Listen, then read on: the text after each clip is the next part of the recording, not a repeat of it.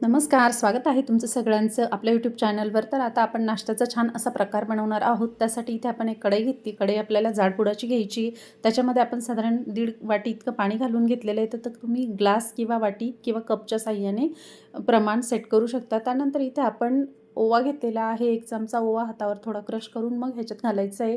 त्यानंतर थोडंसं अगदी 1 चमचा इतकं आपण तेल घालून घेणार आहोत आणि चवीनुसार मीठ घालून घेणार आहोत. तर बघू शकता तुम्ही याचं प्रमाण तुम्ही वाढवू शकता जर तुम्ही जास्त पाणी घेतलं असेल तर.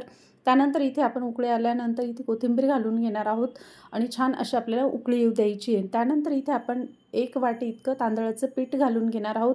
तर मैत्रिणींनो, लक्षात ठेवा की 1.5 वाटी पाणी 1 वाटी तांदळाचं पीठ हे आपल्याला प्रमाण ठेवायचं आहे. तर तुम्ही ह्याच्यात कमी जास्त तुम्ही 1 कप किंवा वाटी किंवा ग्लासच्या साहाय्याने प्रमाण सेट करू शकता. आता इथे आपल्याला छान असं हे सर्व साहित्य मिक्स करून घ्यायचं आहे. बघू शकता आणि तांदळाचं पीठ अगदी 2 मिनिटात पाणी शोषून घेतं. तर बघू शकता ह्या पद्धतीने.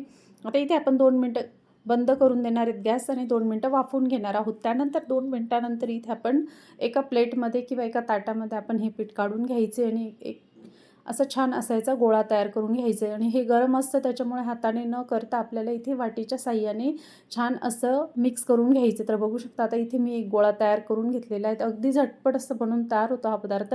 तर मैत्रिणींनो, इथे आपण तांदळाची छान अशी झटपट पुरी बनवणार आहोत. तर ही पुरी साधारण 5 ते 7 दिवस जशीच्या तशी राहते, म्हणून ही तुम्ही प्रवासात सुद्धा घेऊन जाऊ शकता.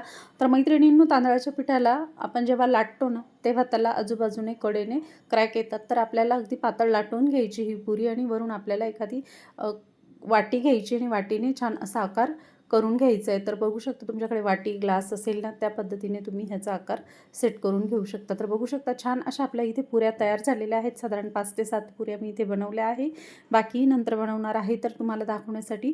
आता इथे कढईमध्ये आपलं तेल छान असं गरम झालेलं आहे आणि मैत्रिणींनो, ह्या पुऱ्या तळताना आपल्याला एक-एकच तळायच्या आहे. अगदी 2-3 अशा एक सोबत नाही घालायच्या, नाहीतर त्या एकमेकांना चिकटतील. तर बघू शकता आपल्याला एक-एक तळून घ्यायच्या आहेत. तर सुरुवातीला आपल्याला खालची बाजू छान अशी तळून झाल्यावर मग वरून आपल्याला पलटून घ्यायचं. तर बघू शकता ह्या पद्धतीने अगदी झटपट अशी चविष्ट पुरी बनवून तयार होते.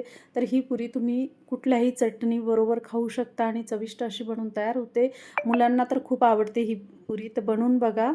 आता इथे आपल्या सर्व पुऱ्या छान अशा तळून झालेल्या आहेत. तर बघू शकता तुम्ही व्हिडिओमध्ये. तर मैत्रिणींनो, व्हिडिओ आवडला तर नक्कीच चॅनलला सबस्क्राईब करा, लाईक, शेअर, कमेंट नक्की करा. तर पुन्हा भेटू आपण अशाच एका नवीन व्हिडिओसोबत आणि नवीन नाश्त्याच्या प्रकारासोबत. तर धन्यवाद तुम्ही व्हिडिओ पूर्ण पाहिल्याबद्दल. आणि माझा व्हिडिओ तुम्ही कुठून पाहत आहात मला नक्की कमेंट करून सांगा. तर नक्की बनवून बघा. रंग पण खूप छान आलेला आहे आपल्या पुरीचा. तर करून बघा, खाऊन बघा. धन्यवाद.